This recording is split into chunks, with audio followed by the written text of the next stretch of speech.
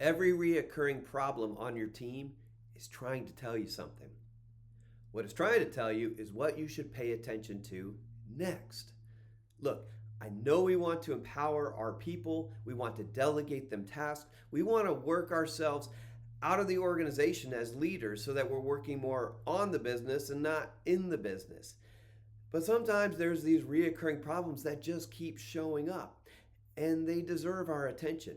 So, how do we influence the engagement of these problems so that they get resolved and at the same time not infringe upon the empowerment of our people?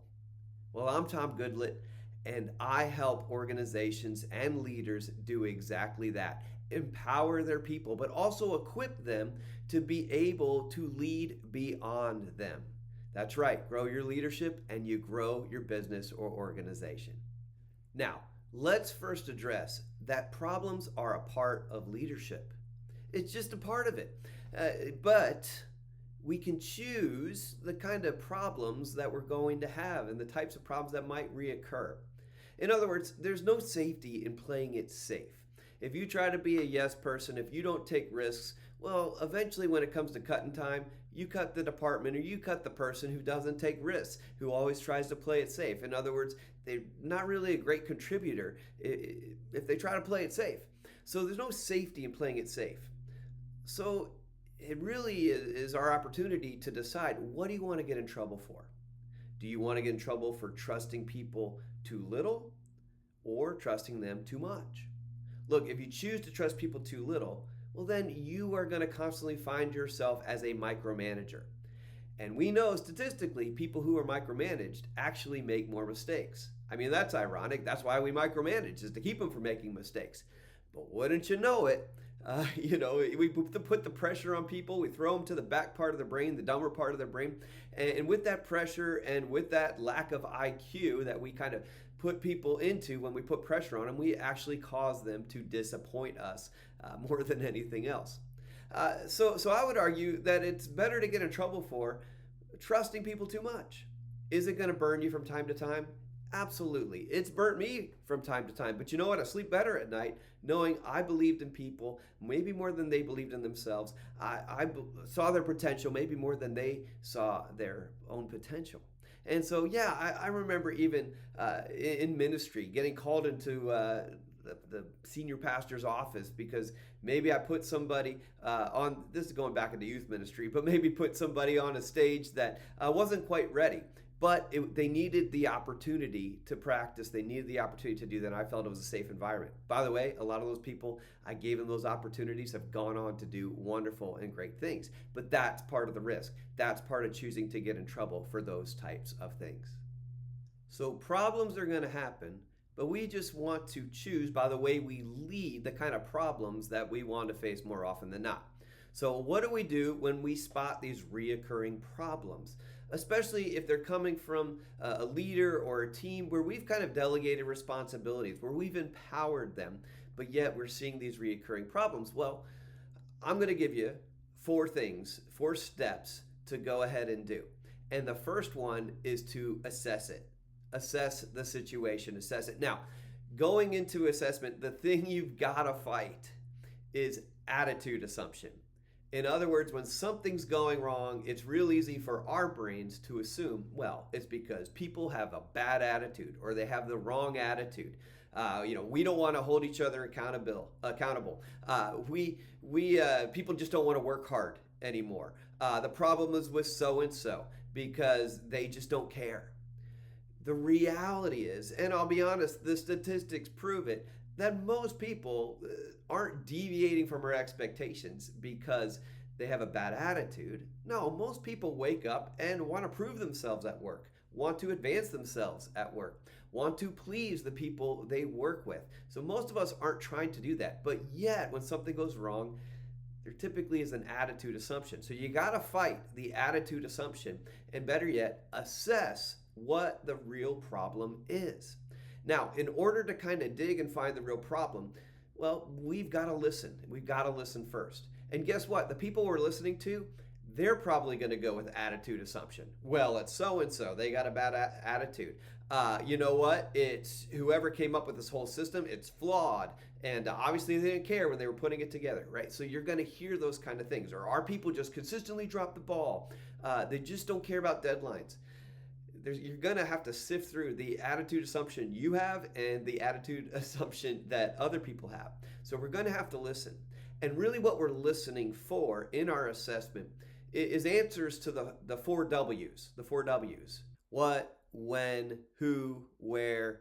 When is it happening would be, we want to figure it out. Is there a time stamp? When is this problem occurring and reoccurring? Where is it happening? Is it a certain department? Is it a certain place within the system? Is it a certain specific location? Who does it involve? Whose name is attached to this? Or who speaks into this? Or who seems to be affected most often by this problem?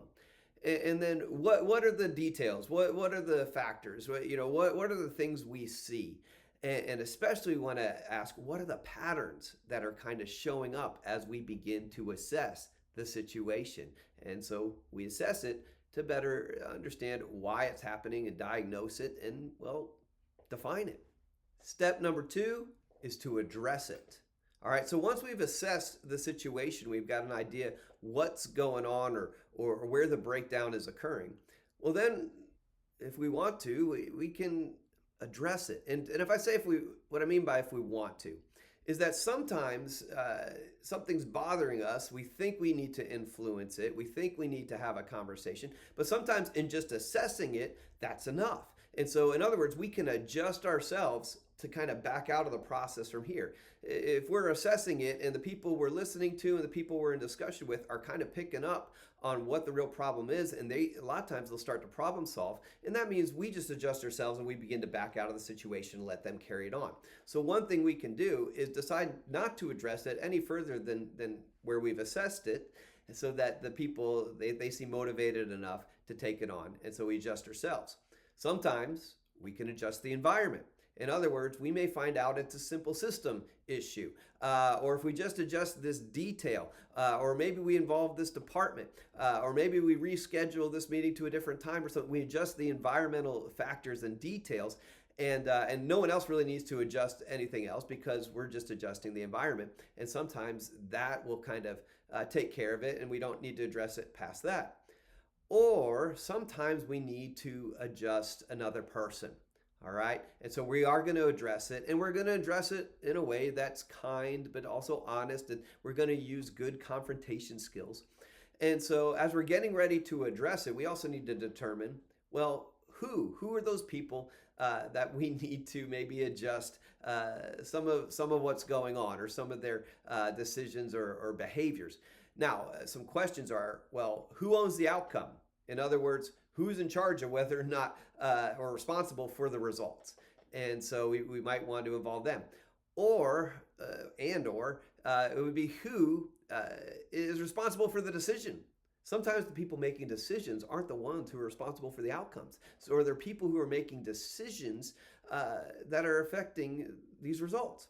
And so we may want to address to them how they're making those kind of decisions and what they might want to adjust. Or another one is who owns the next step. In other words, who really can move this forward? Who needs to be in the next meeting? Who needs to really execute or be able to implement the things we've assessed and we are now addressing? All right, now that we've assessed it and maybe we decide to address it, the third idea is to assist it.